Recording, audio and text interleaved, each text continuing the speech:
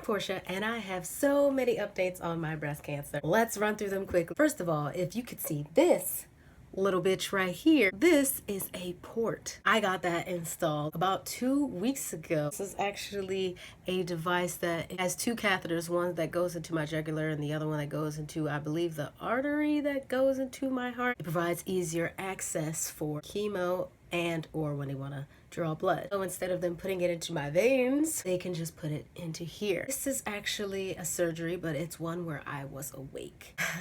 When you have a surgery and you're awake, you have a local anesthetic, and according to my doctor, you also get a sedative. I told him straight off the bat, I don't want a sedative. I want to be alert. A sedative is just for if you have anxiety, you don't like the feeling of the pressure. And I'm like, bruh, I've had my blood drawn at least 8 times. 3 biopsies, MRIs, PET scans. I'm not bothered by this shit. He insisted, so I said, okay, you're a professional, you know what you're doing. He gave me the sedative, and I did not like that shit. The fucking room was spinning. Whoa, god damn it. Him and the other nurse, they were like, okay, just relax, just lie down. Don't give me that shit no more. And they didn't. They did not give me that shit anymore. He kept coming over asking if I was okay, and I was like, homie, I'm good.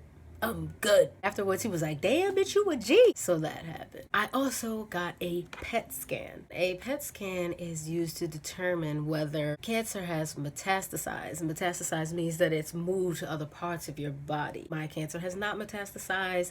It is just in the tumor on my left breast where it started. They did find maybe what they call like micro nodules in my lungs, but that doesn't necessarily mean that it is caused by cancer. It's just something that they would monitor, but from their confidence, it hasn't gone anywhere. It's just in my titty. I'm proud of you for not going anywhere. Just sitting your ass down. You see what I'm saying? It's a child. I told y'all, having a tantrum. Sit your little ass down. Sit in that titty and don't go nowhere. I don't know if anyone has ever gotten a PET scan. You get injected with radioactive sugar. So yes, your girl was radioactive. When you are radioactive, you cannot be in the presence of pregnant women or children. Like literally right after my PET scan, I got on a Greyhound bus, 16 hours to Texas. And who the fuck wanted to sit next to me? A fucking child. I know, I look so friendly, I look so matronly, I look like I won't kidnap your children, but I might. But I will kill your children, or at the very least give them cancer because I am radioactive. This child and her mother happen to only speak Spanish. I'm pretty good conversationally, but when you have to get up there with some clinical doctorate level shit, yeah, that's a little harder. So I'm trying to fucking explain to this lady, like, you can sit here if you're not pregnant, but your child cannot sit here. And they're looking at me like, whoa, what's wrong with you, baby girl? I'm not crazy, you know, I'm just radioactive. So I felt crazy.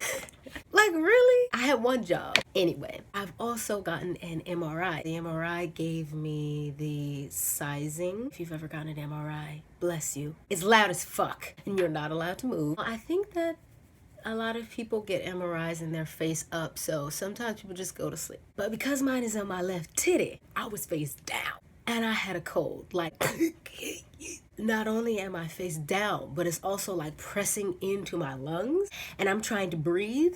So I'm pretty good on the not moving thing. I did not move an inch. I don't know if you've ever like not moved a single cell in your body for an extended period of time. You start to feel like you actually don't have limbs anymore. So I'm like literally feeling like I'm only a torso. And then this doctor has the nerve to tell me, can you stop moving? Bitch, I'm about to slap the shit out you. My lungs were moving because I'm trying to fucking not die. She's like, could you breathe like shallow? So I breathe shallow. I'm still seeing movement here. We gotta do that again. Oh my God. Bitch, if I breathe any more shallow, I'm gonna fucking die right here on this table. So I'm literally breathing shallow, trying to keep my spirit in my body because it's trying to float away. Finally, you know, the image is clear enough for her. My doctor tells me general sizing like 2.8 centimeters by 2 centimeters by 2.4. It's kind of like that, which also proved what I've been saying this whole time, which is that the cyst that I had over top of my cancer is not an indicator of the size of the tumor that I have, because I measured for myself, and the cyst was about 4.5 centimeters, which is almost twice the size as what they're seeing the tumor cells to be. So I'm like, Two interesting things happened. I feel like the cyst has drained. I woke up one day and I was like, why does it feel smaller? And I measured it and it was smaller. My oncologist confirmed that yes, it feels a lot more solid, which means that the cyst has drained for some reason. I don't know if that's a good or a bad thing, but it just is. But also, she showed me my MRI result. My lymph nodes came up indeterminate. When it comes to staging cancer, specifically breast cancer, if the cancer has moved to your lymph nodes, that could push you into stage 3. Especially given the size of the tumor that I have. That meant that I needed a lymph node biopsy. Because it said indeterminate, what I was thinking was that when you have a cold, your lymph nodes swell, and that could be what the MRI is confusing for like cancerous activity. My oncologist agreed that that could be the case. I got an ultrasound first so that they can sort of see, preliminarily speaking, where this aggravated lymph node was. But when they did the ultrasound, they didn't see anything. I mean, they saw my lymph nodes, but they looked normal. So that would mean that I would have to do an MRI guided biopsy. I have to do another fucking MRI.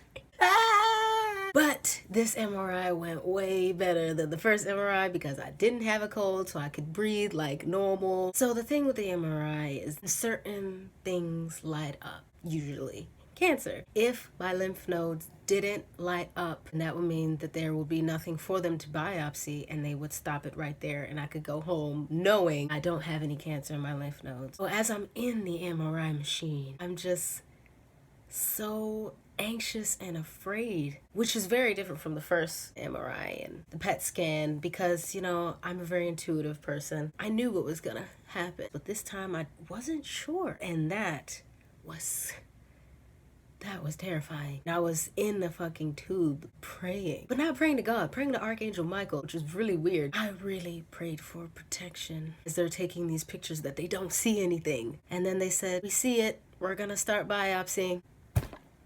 Fuck. So I just had to wait. But something really weird happened, right? I wasn't bleeding. And the doctor also said it almost looks like your blood has already started to like clot. What? A bitch is already healing. After you get a biopsy, you have to get a mammogram. First of all, a mammogram is this machine that squeezes your fucking titty like a pancake. I have an open cut and you're gonna squeeze my titty.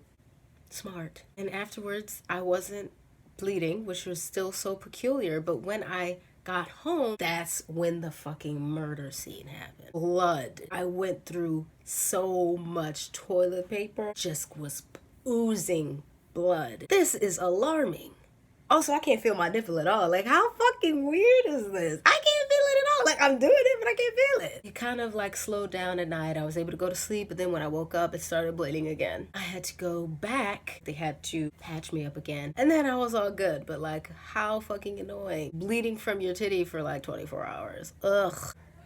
In the meantime, I got the test result for my BRCA gene. I talked about that in my earlier video. They are doing another kind of genetic testing, which is testing for the BRCA1 and 2 gene. I personally don't think that I have the gene. This test is to see whether I had a genetic mutation that could have caused my breast cancer. And guess what, bitches, I don't. Just like I fucking said.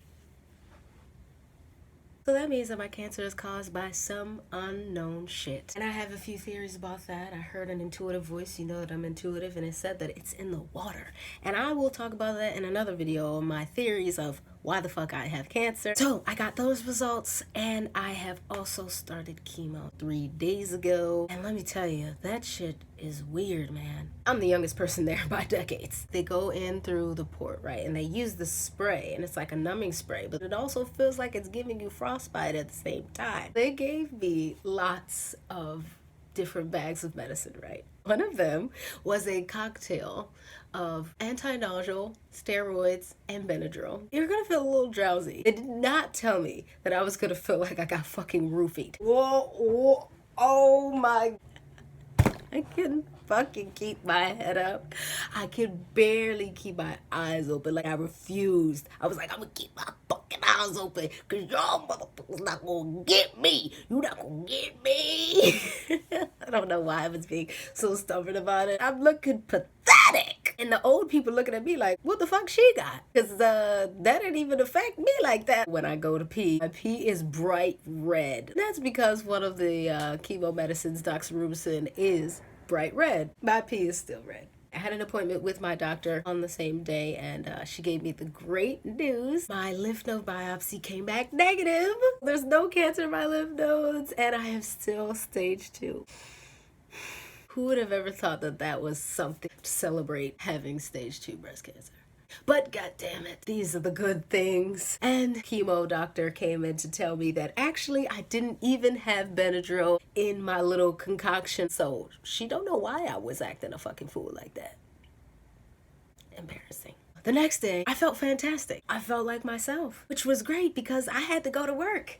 I had to be on set. And then the next day, yesterday, really weird. There was a lot of weird like pressure under my eyes, slight nausea, and I take the anti-nausea medication like every day, even if I don't feel nauseous. I took 2 pills yesterday. I remember I was driving and at some point I almost felt like woozy. I spent most of the day just lying in my bed, but then it got to a point where it was like, I'm tired of lying in my bed, but I'm also like not strong enough to not lie in my bed. Ugh, fuck this.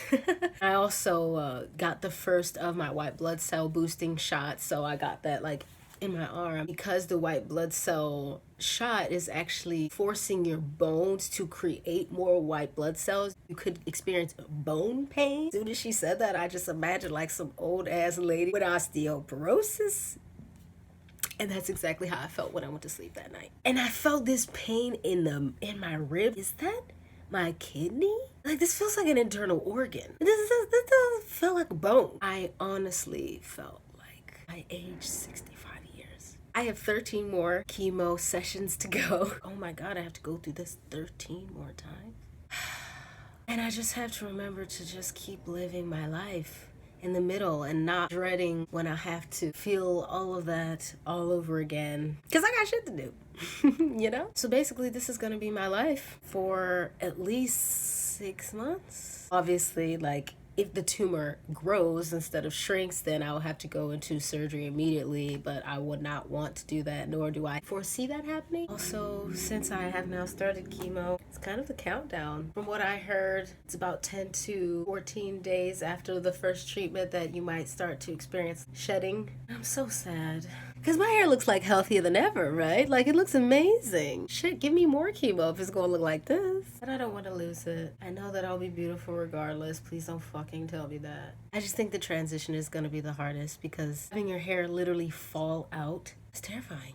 In the meantime, today, I still have hair and my curls are bobbing. Thanks for watching. Remember to like, subscribe, and you can also follow me on Instagram at Portia D Does Style. Other than that, I see y'all later. Bye.